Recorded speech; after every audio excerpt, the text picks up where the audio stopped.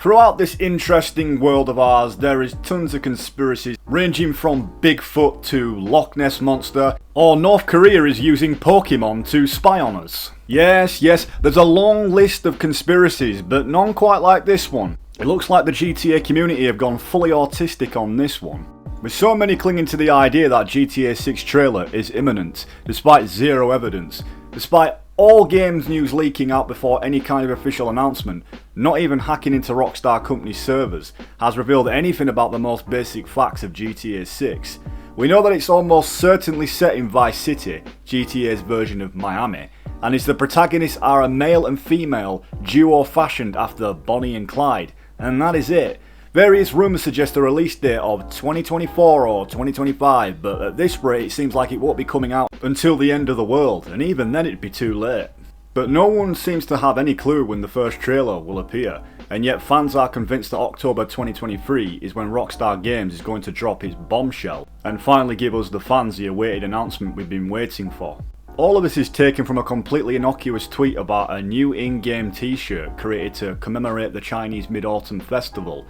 The two characters are standing in front of the Vinewood sign, GTA's version of the Hollywood sign in Los Angeles, and because of the angle of it, looks like Roman numerals 6. All the GTA games since GTA 3 have used Roman numerals in their title. And that's about as far as their evidence goes to prove the fact that they could be a GTA release. It's not really much to go on. So I go up to Pepe's office and what do I find out, man? What do I find out? In all honesty, it's a wild conspiracy, but then again it's not too far-fetched, because there has been leaks before from Rockstar Games leaving subtle clues about next GTA sequels after the ones previously, with reports suggesting from people who played the Definitive Edition that there's been new added features on the billboard to suggest that there could be a GTA 6 potential leak. For example, in San Andreas in the Definitive Edition, if you go into one of the bars in Las Venturas, you can actually see that the photos have changed and where they are referenced to, such as Red Dead Redemption 2 to Grand Theft Auto 5, but there is one of the photos in particular that does really stand out from the rest, and if you're wondering what that is, well, that is a house that is based in Florida. To me, it definitely seems like Rockstar are leaving us a bit of a hint, because they are known to put Easter eggs within games, and why go through the entire effort of changing the photographs in the Definitive Edition? And if we take it way back to October the 23rd, 2001 in the original GTA 3, we can see what seems to be a billboard saying "See you in Miami," in which the sequel, Vice City, would actually appear in Miami City. Plus in the Definitive Edition, once again, they've changed the billboard, which suggests that perhaps they are hinting towards GTA 6, because as I've said, why go through the effort of doing all these things if they didn't want to leave a subtle hint? Some Reddit users have also pointed out that if you look at the airplane, it looks like it says 6 on the side. So yeah, it might not be a wild conspiracy as it seems, because by the looks of it, Rockstar have left clues before that have gone on to lead to GTA sequels. We're all hoping that GTA 6 gets something right, of course, and that Rockstar don't sway from what it is we love about this game. And sadly, Dan Houser, the lead director of Rockstar Games alongside his brother who developed the GTA games, left in 2019.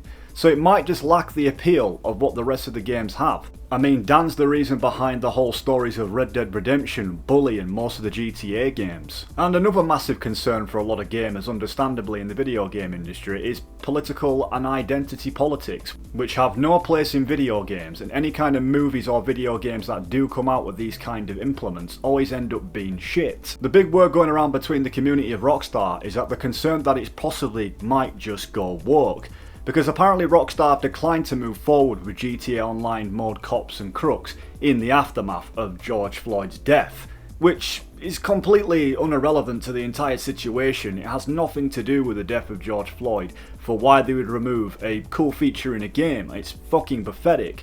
And then apparently Rockstar have removed transphobic jokes from the re-release of GTA 5 on consoles, which I can't understand really, because the way I see it is Rockstar is known for its satire jokes, its slapstick comedy. Yes, and it does poke the fun at the world, and the perfect example of that is something like South Park. You know, you take it as it is, you don't take it as literal, it's just poking fun on how fucking ridiculous the human race can be. It's not necessarily a big deal if they do remove certain aspects of it. I mean, I don't necessarily care. As long as the story's going to be great and it gets me invested like a game like Red Dead Redemption 2, I'm all in. And plus there's been talk as well about the Latina Lucia, who's meant to be one of the main protagonists for GTA 6, which apparently is considered a bit of an issue for some people. But for me personally, I think it's going to be a great idea to have a female protagonist. It kind of reminds me of like Catalina from San Andreas, like some badass crazy Mexican chick. I dig that. I think if more than anything, I really do hope they take a lot of inspiration from their greatest title of all times, which is San Andreas, and I hope that they re-implement all that in GTA 6. It'd be cool to see how we could invest time in being able to make them learn different fighting skills. I, for one and amongst many, hope that this woke identity politics thing doesn't get in the way.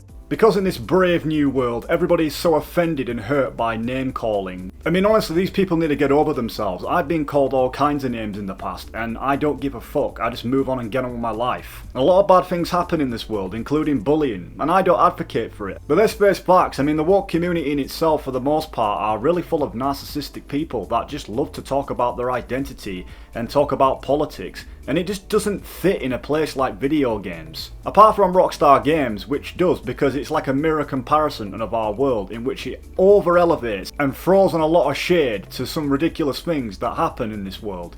But the funny thing is as well is the whole transphobia situation, because the protagonists in the game have certain voice lines they use when they walk past a transgender person. The thing is, the transgender community seem to be highly offended by this, like they're something special, when GTA is known to stereotype every kind of culture and every kind of individual in the game. So you're not special, including people that might be overweight or super skinny. And the perfect example of this is that nearly the entire community, when they see something that they don't like or offends them, wish to shut down other voices and opinions and creations. The fact is, if you're easily offended and don't like Rockstar's sense of humour, then one simply doesn't have to play this game. It's very telling of the culture on how narcissistic and control freak like it is, where everything needs to be catered around what they like. Either way, they can believe what they want, that's their right, just like it's our right to enjoy what it is that we like as people. The perfect example of this, guys, is just to remain true to who you are, no matter what. Unlike a particular YouTuber like Swegter, who throughout his YouTube career has said questionable things about races and cultures,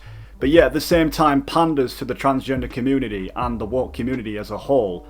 To put it simple, it didn't receive a great reception as expected for anyone who loves Rockstar Games and understands its comedy. Just realise that Swegter was talking shit and was needing desperate donations to feed his liquid crack addiction. You can probably tell where this is gonna go. What I need is liquid fucking crack! Get high, get drunk, and party. Soy boy alert! 5, but upon doing research for this video, I found that there's really no good representation at all. It's all bad. And I mean, it's all bad, all of it. Every single, even reference. Nigga. My nigga. Oh shit, nigga. Fucking repugnant faggot. Swegter's got to be one of the most biggest hypocrites going, as he says all these things in one hand and then says the other thing on the transphobic themes within GTA. Them voice clips you heard there are obviously Swegter saying things that are taken out of context, but it's not alright when Rockstar take things out of context and poke fun for dark comedic value. It's just evident for anyone who's watched Swegter's videos, he says one thing and then does the other thing on the other hand. It just seems to me like he's pandering towards a community. Not that I have no hate for the guy, I think he has one of the best bully contents out there you can find. Well then guys, that's really about all there is for this video. So what do you guys think? Do you think this is an actual potential leak, or do you think it's just the Rockstar fans getting a little bit out of control? You let me know in the comments section down below, guys. Thank you for watching. This has been The Voice Box.